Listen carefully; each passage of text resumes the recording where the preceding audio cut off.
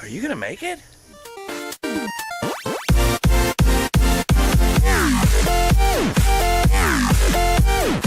Good afternoon, peeps. It is Friday, just afternoon, literally. It's about 12:30, and I'm here at the house, and well, battening down the hatches.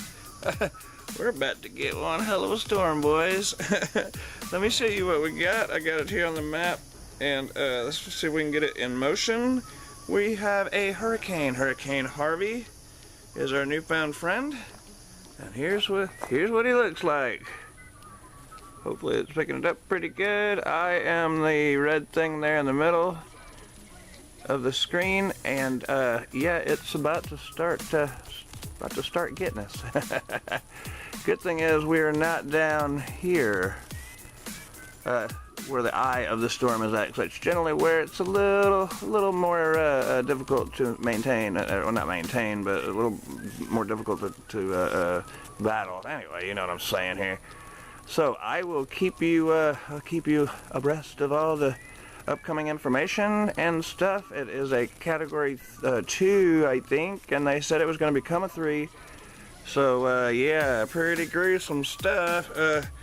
We're pretty used to it around here. You get used. It's hurricane season, so this is where you would you make sure you got a bunch of batteries and find your flashlights. Find your candles and something to light them with. If you have a generator, be sure it's up and running, that you've started it in in the last few days or whatever. Make sure it's all good. Extra fuel, lots of canned goods. We're pretty lucky here because Dad's got a full house generator. I don't know if you can see it so well. All right, see, it's starting to sprinkle already. See that white tank, the little white fence, and then that's a propane tank, and just beyond that is a whole house generator. That takes care of his house, so he's good with that. And it also works the water well, and that's the point I was making there, is so we don't have to worry about a bunch of bottled water. It's been crazy. I haven't really been out in it, but I've heard a lot of people saying they're trying to get fuel, and the fueling stations are empty already. We haven't even gotten, it's just now sprinkling here in Cut and Shoot, Texas, which is about 40 miles, maybe 45 miles or whatever, north of Houston. If you're looking it up on the map, and just like if you're curious where I'm at, it's between Cleveland and Conroe. There's a little place called Cut and Shoot, or it's also known as Midway, or Security. They call it all kinds of stuff. So anyway, if you're just curious to see what we're going through, another person that's down this way that I keep in contact with, her name is Country Girl. She's a homesteader. She lives in more like the Houston area, so she's gonna get a little more than we will. We expect rain for the next few days. Let me read a little bit to you here, and I haven't been keeping up with it like just really close. I know it's been coming, so but I can't give every little detail.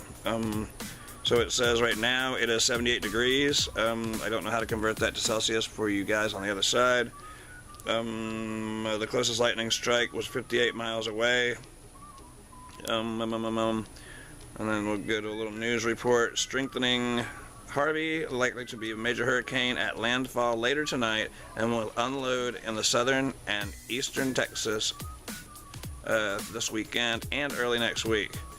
Right now it's a category 2, expected to grow to a dangerous hurricane today as it moves northwest over warm western Gulf of Mexico. Yeah, our water temperature here is like about 80-something degrees, so that's the conditions to strengthen the storm. Isn't that wonderful? Okay, it says it's making landfall in the southern Texas's Gulf Coast late Friday, followed by a low meaner into southwestern Texas over the weekend. Okay, and the risks are, of course, lots of rainfall. Tropical storms are always loaded with moisture, and Harvey will not be different. The system can produce 15 to 25 inches woohoo, of rainfall this weekend throughout southern and eastern Texas and southwestern Louisiana. And along the Gulf Coast could receive more than 36 inches of rain by Sunday. Yes, sir. And then it goes on to say,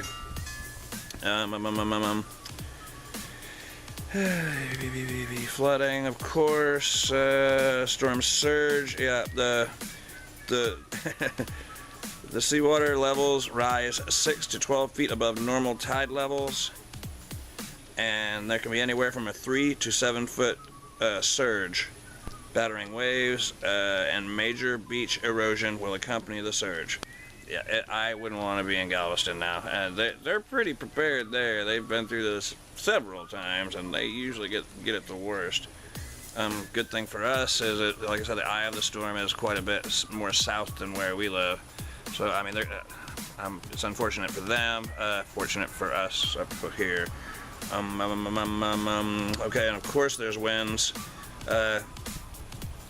Higher force wind gusts more than 110 miles per hour are likely along the immediate coast. Yeah, it can knock down trees, plenty of wind damage, blah, blah, blah. Prolonged power outages and water shortages is likely in the coastal areas hit by the strongest part of Harvey. It's not a matter of when, if the power goes out. It's a matter of when does the power go out. Like I said, he's got the generator for up there. He said I could run a cord over here if I had to. I have a solar setup, but it's not the strongest. I mean, it's not a huge system, but it would run the refrigerator for several days without proper input from the sun. You know, that's part of it right over there. If you can see it. The underway is one part of the solar panels, and then there's another part in the back. So, and I've got 6 deep cycle batteries, like golf cart batteries. Well, actually, they are exactly golf cart batteries, and a great power inverter that delivers just as clean a power as the power company. It's a pure sine wave. So, and that's what my studio runs off of, is that solar. Okay, it's gonna be a long video already, huh? I think that's it. I'll probably have time enough to have a little intro thing to go with this, and maybe try to work in some graphics or something, because something tells me we're gonna be inside for a while. So anyway, we will be okay. If you'd like to send prayers my way, wonderful, thanks, and country girl, and well, to all of us here in Texas. But I'll keep you informed as to what's going on. Hopefully we won't lose the internet. It's been about 9 years since we've had a really good one like this. But like I said, we're kind of used to it. It happens, and yeah, just batten down the hatches. Anything that's light that might fly away, try to get it low to the ground and weighted down, and you know, it's a good time to clean up the yard. Otherwise, things will be everywhere. You notice my truck is out there because there's no trees in that immediate area, and hopefully that we won't have any troubles with trees falling into or through the house.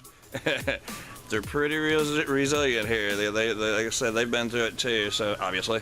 But so that would be the worst case scenario, is for something to fall through the house, and that would make for a really, really bad time. Okay, yeah, let me get out of here, and I will catch up with y'all later. Cheers from the drunken one. Y'all take care, be safe. If you're in this area, just, you know, hide and, what do you call it? Shelter in place. Shelter in place. And unless you've been told to evacuate, in which case, get your ass out. Because I guarantee, mark my words, there will be rooftop rescues, because these people were told to get out, and they won't. And I'll show you some footage of that if it happens, when it happens, because it's probably going to happen. Some people are just hard-headed. Anyway, we're up to almost 9 minutes. All right, I'll catch up with y'all later. We'll be all right. You gotta have plenty of canned goods, huh? All right, guys. Adios.